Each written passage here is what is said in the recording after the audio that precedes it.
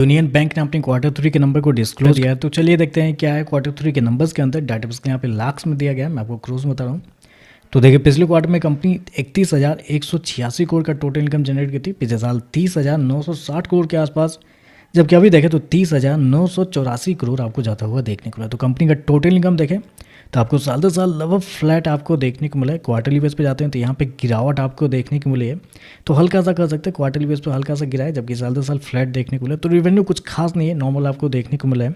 Interest income देखते हैं तो पिछले क्वार्टर में 26,190 करोड़ जनरेट किए थे, पिछले साल 26,543 करोड़, अभी देखें तो 26,443 करोड़ आपको जाता हुआ देखने को मिला। तो यहाँ पे भी देखें तो यहाँ पे भी कंपनी के जो इंटरेस्ट इनकम है वो कुछ खास आपको देखने को नहीं मिला है, साल दर साल हल्का सा गिरता हुआ देखने को मिला है। क्वार्टरली बेस पे जाते हैं तो हल्का सा आपको बढ़ता हुआ देखने को मिला। तो मतलब फ्लैट ही आप कर सकते हैं, कंपनी के रेवेन्यू आपको देखने को मिला है।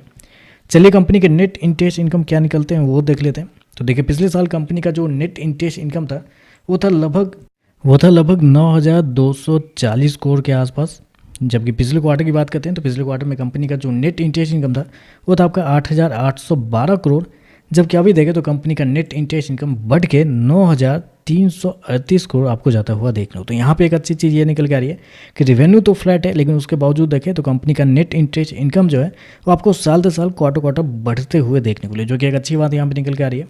कंपनी जो कितना किया 9,338 करोड़ का नेट इंटरेस्ट इनकम इस क्वार्टर में, जबकि मार्केट का अनुमान था 9,091 करोड़ के आसपास। तो यहाँ पे देखें तो जितना मार्केट का अनुमान था उससे बेहतर आपको देखने को मिला है। तो नेट इंटरेस्ट इनकम आप कर सकते हैं मार्केट की उम्मीद से बेहतर आपको देखने को मिला है, इंटरेस्ट इनकम और टोटल इनकम फ्लैट होने के बावजूद। चलिए कंपनी खर्चे क्या है वो देखते हैं। तो देखिए पिछले क्वार्टर में 24,372 करोड़ खर्च किए थे, पिछले साल 23,468 करोड़, अभी देखें तो कंपनी खर्चे 24,042 करोड़ आपको जाता हुआ देखने को मिला। तो खर्चे देखें तो खर्चे ज़्यादा देखने को मिला है, क्योंकि रेवेन्यू फ्लैट है, और लेकिन कंपनी खर्चे देखते हैं तो खर्चे आपको बढ़ते हुए देखने को मिला है। चलिए कंपनी का प्रोविजन क्या निकलता है पहले वो देखते हैं। तो देखिए पिछले क्वार्टर में कंपनी ने प्रोविजन के रूप में 1,396 करोड़ गंवाए थे, पिछले साल 1,599 करोड़ के आसपास, जबकि अभी देखें तो मात्र 322 करोड़ आपको जाता हुआ देखने को मिला। तो प्रोविजन देखें बहुत ही कम होता हुआ देखने को, लगभग 80% के आसपास की गिरावट है कंपनी का प्रोविजन के अंदर साल दर साल, जबकि क्वार्टरली बेस पे जाते हैं तो यहाँ पे भी एक बड़ी गिरावट आपको देखने को। तो कंपनी का प्रोविजन बहुत कम होते हुए देखने को मिला है। चलिए कंपनी का प्रॉफिट क्या निकलता है वो देखते हैं।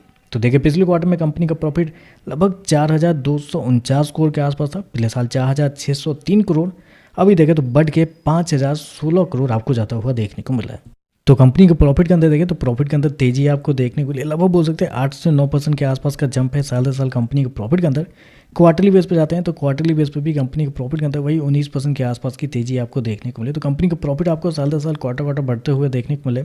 बढ़े क्यों है? क्योंकि रेवेन्यू तो आपका फ्लैट देखने को मिला, लेकिन बढ़े क्यों है? क्योंकि कंपनी का प्रोविजन बहुत कम है, इसकी वजह से कंपनी का प्रॉफिट बढ़ता हुआ देखने को मिला है। कंपनी इसको किया 5,016 करोड़ का प्रॉफिट इस क्वार्टर में, जबकि मार्केट का अनुमान था लगभग 3,900 करोड़ के आसपास। तो यहाँ पे देखें तो मार्केट का अनुमान से बेहतर आपको देखने को मिला है। चलिए कंपनी के ईपीएस क्या निकलता है वो देखते हैं, और फिर कंपनी के एनपीए क्या है वो देख लेते हैं। तो ईपीएस देखें तो पिछले क्वार्टर में कंपनी का 5.57 था, पिछले साल 6.03, अभी देखें तो बढ़ के 6.57 आपको जाता हुआ देखने को मिला है।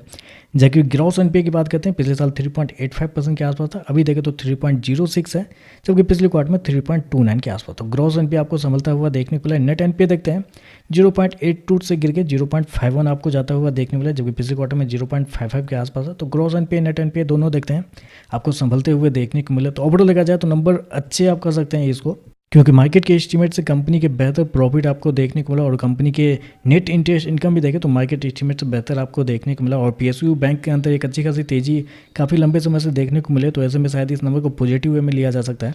बाकी देखते हैं मार्केट इस पर कैसे रिएक्ट करता है। वीडियो पसंद आए तो लाइक कीजिएगा, साथ में साथ चैनल को सब्सक्राइब जो कीजिएगा। धन्यवाद।